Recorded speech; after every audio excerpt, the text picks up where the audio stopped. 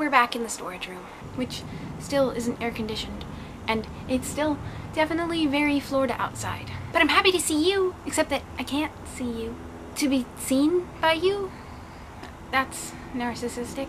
But hi! I recently attended a homeschool graduation event that my sister was hired to do videography for, and several of my friends were graduating in. Congrats, people whose names I won't list, just in case you ever watch this. And because I was ridiculously early, because I showed up with the camera sister, I was given the get this person out of the way job of taking tickets at the doors. And I'm definitely not complaining. I was really thankful to be gotten out of the way with something that was hopefully useful, but also hopefully not catastrophically important. Ticket taking is one of those jobs that you hear about and you're like, easiest job ever! But there are definitely at least 2 reasons that I am definitely not adequate for the job. Adequate?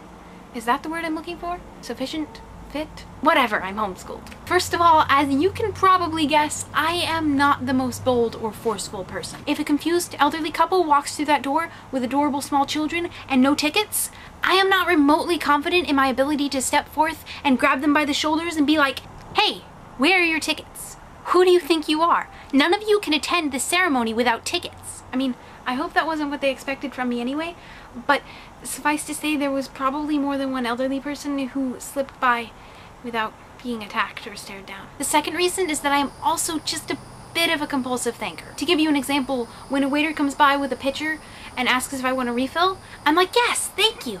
And then I give him my cup and I'm like, thank you, as he's filling it up. And sometimes there's a second thank you as it's still being filled up. But usually I manage to restrain myself until I sit back down or hands it back to me and I'm like, thank you. And he's like, you're welcome.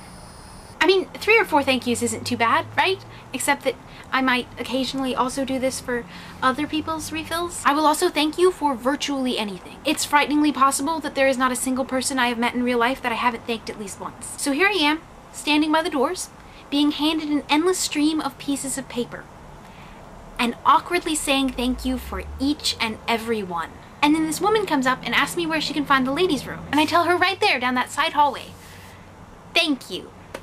It was pretty much one of those moments that's just immediately followed by a moment of just, And what's even better is that she actually wasn't a random stranger lady, she was the mother of several of my friends. I don't know if she actually heard me because she just walked away really quickly, which would have been a pretty appropriate response either way. But my brother across from me was like, did you just thank her? And I was like, maybe? But then a random elderly gentleman came in and I was like, ticket? And he said, yes, here. And here is a monkey. And I was like, thank you. And that pretty much made everything perfect.